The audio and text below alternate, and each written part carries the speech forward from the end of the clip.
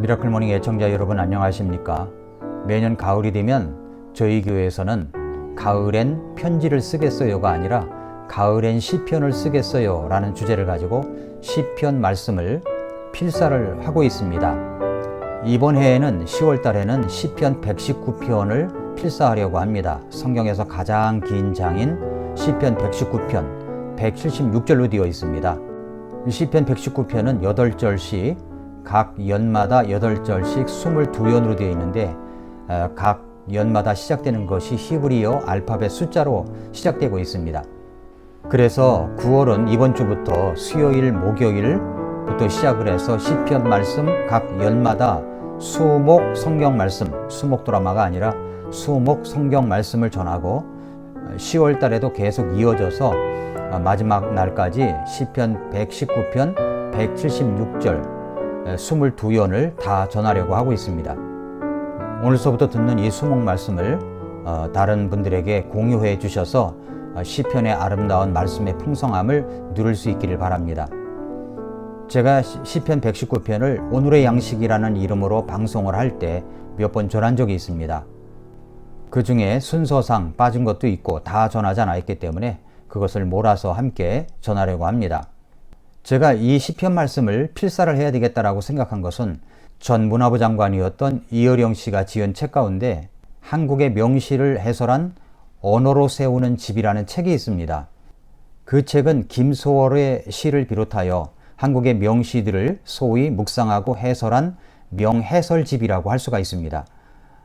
저는 명사들의 그 서재들을 꼭 구경하고 싶은 가운데 한 분이 바로 이어령 전 문화부 장관님의 서재를 꼭 방문하고 싶습니다. 언젠가 신문에 그 서재에 대해서 써놓은 기사를 본 적이 있습니다. 그 서재에는 컴퓨터가 7대가 있다고 합니다.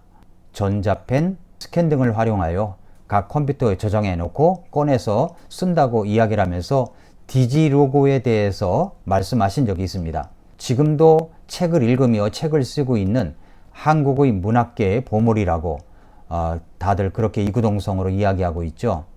그런데 그분이 써놓은 언어로 세운 집이라는 책에서 엄마야 누나야 강변 살자라는 김소월의 시를 해설한 내용을 보고 저는 아주 감탄을 했습니다. 우리 아이를 재우는 자장가 정도로 불렀던 그 시에 담긴 내용들을 오물물을 길어내어 시원하게 마시는 한 잔의 물처럼 그렇게 내면을 적시는 놀라운 것이 있었습니다. 그러니까 학교 다닐 때 그 시를 배웠던 것과는 전혀 다른 설명이었습니다. 그 시는 남녀의 젠더 공간, 어른과 아이의 화자 공간, 현존과 부재의 공간, 자연과 비자연의 공간, 전방과 후방 공간, 시각과 청각 공간, 열린 것과 닫힌 것의 공간, 수평과 수직의 공간, 무기와 유기 공간, 생명과 비생명의 공간 등을 설명해 가면서 이 시를 풀어가는데 정말 이 시에 놀라운 깊은 묘미가 있었습니다.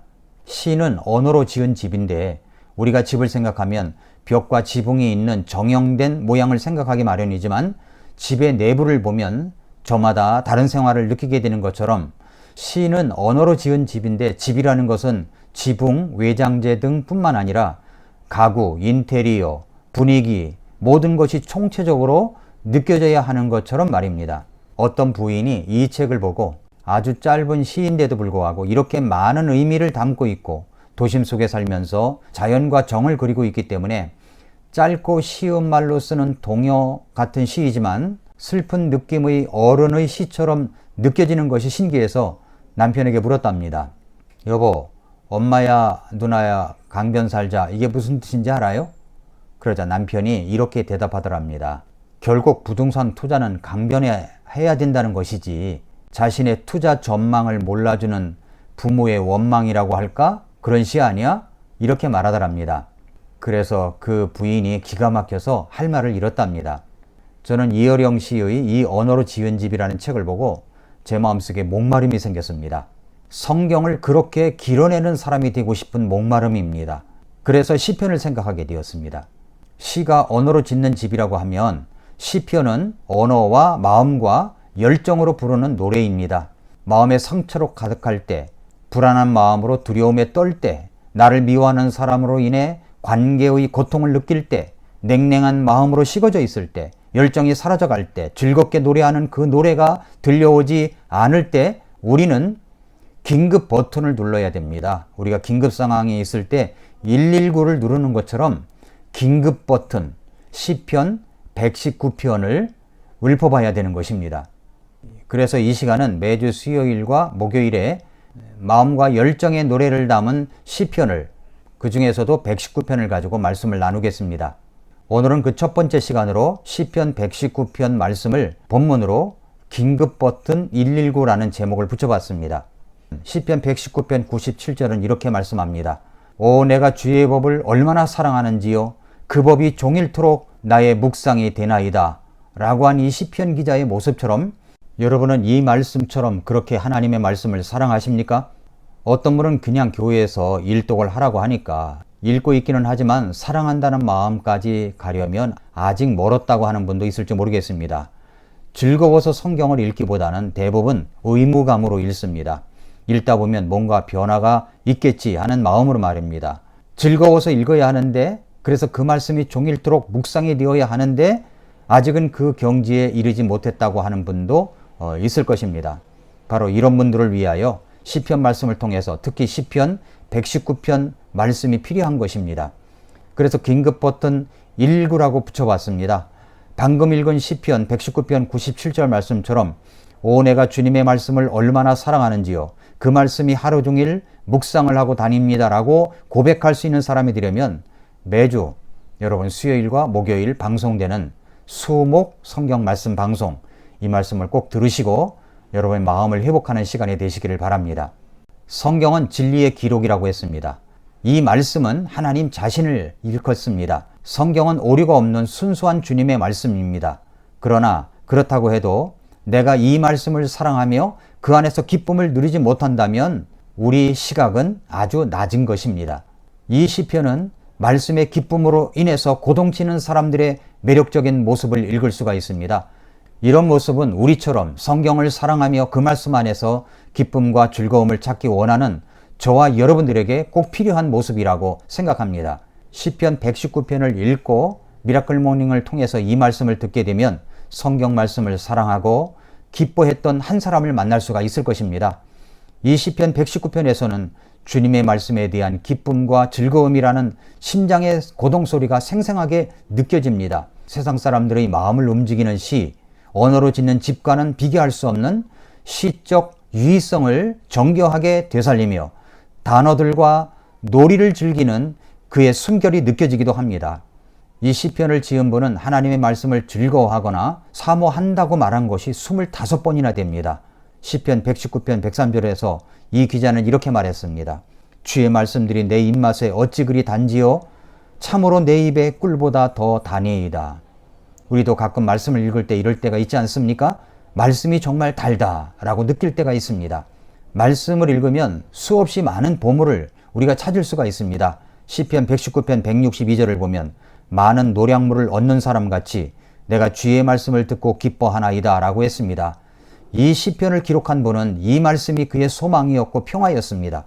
그의 기쁨이자 노래였습니다. 그 말씀이 자유였고 위로였습니다.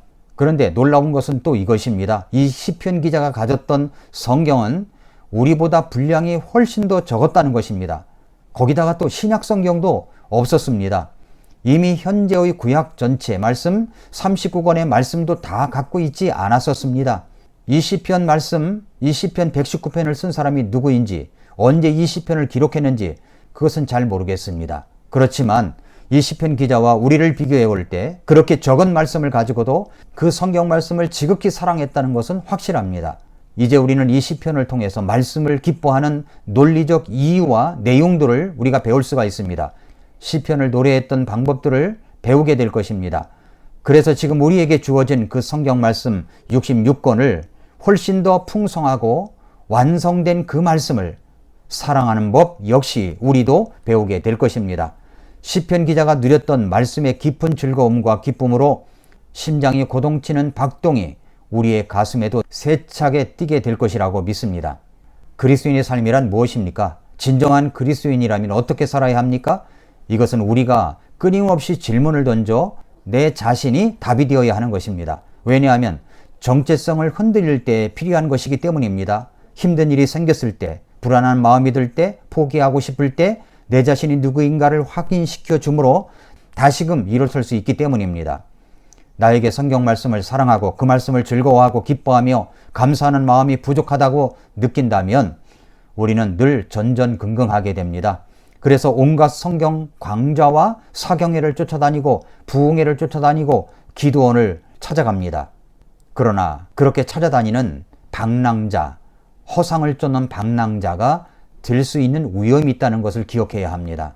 저는 이 시편 119편 말씀을 통해서 헤어져 누더기가 된 우리의 감정과 갈망을 갈무리하여 우리 생각은 물론 감정과 욕망까지도 잘 정돈해 줄 것이라는 기대가 있습니다.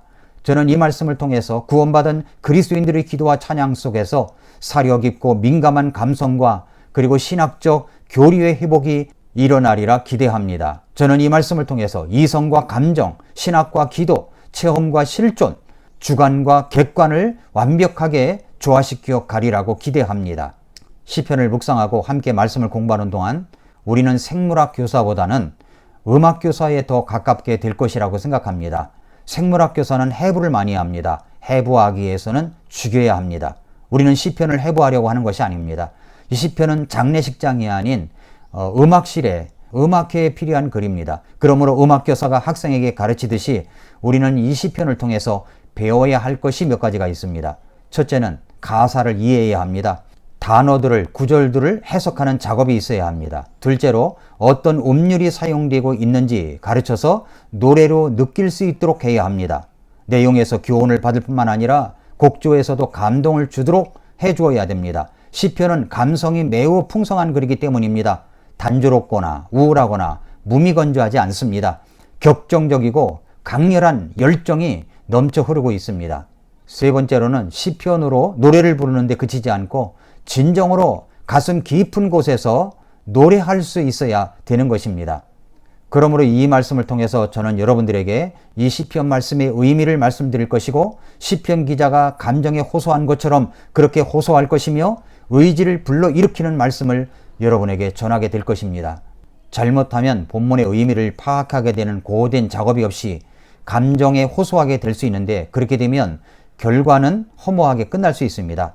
열정적으로 뜨겁게 노래는 하지만 본문에 대한 이해 결여도가 있고 본문을 이해하는 일에 열심을 다하지만 노래하는 자리까지 나아가지 못하는 경우도 생길 수가 있습니다. 말씀을 공부하게 되면 하나님의 말씀을 깊이 사랑하게 되고 열정의 마음으로 노래할 수 있게 됩니다. 우리는 그 세계 속으로 들어가야 합니다. 그런데 바로 그 시편 말씀이 그 깊은 세계 속으로 들어가는 문이 되는 것입니다. 그러므로 앞으로 이 시편 말씀을 들을 때 세 가지 질문을 꼭 해보시기 바랍니다. 첫째, 본문을 이해하고 있는가? 교훈적 질문입니다. 둘째, 가슴으로 느낄 수 있는가? 감정적 질문입니다. 셋째는 기꺼이 노래할 마음이 일어나는가? 의지적 질문입니다. 이 세 가지를 꼭 생각하고 말씀을 읽고 들으시기를 바랍니다. 사랑하는 애청자 여러분, 혹시 여러분의 마음속에 하루를 생활하려고 하니까 초조하십니까? 두려우십니까? 자신의 육체적 환경 때문에, 질병 때문에 불안한 마음이 있으십니까? 다른 사람들의 뒷담화를 통해서 내 마음이 모함으로 인해서 꽉 막힌 감옥처럼 느껴지십니까? 채워지는 갈증으로 인해서 목이 타십니까? 그렇다면 이 시편 말씀을 묵상하시기를 바랍니다. 비상 상황일 때 119를 누르듯이 말씀의 긴급 버튼 119 시편 119편을 누르시고 읽으시고 묵상하시고 들으시기를 바랍니다. 특별히 매주 수목 말씀으로 방송되는 이 말씀을 여러분 귀담아 들으실 수 있으시기를 바랍니다. 그래서 저도 여러분도 말씀의 의미를 깊이 알아가고 말씀이 주는 심장의 고동소리가, 심장의 박동소리가 우리의 마음속에 주님을 노래하는 노래로 나타날 수 있기를 바랍니다. 그래서 하나님 앞에 엎드려 고백하기를 오 내가 주의 법을 얼마나 사랑하는지요 그 법이 종일토록 나의 묵상이 되나이다 라는 말씀이 저와 여러분들에게 고백될 수 있기를 바랍니다. 시편 119편을 기대하시기를 바랍니다. 오늘도 미라클 모닝입니다.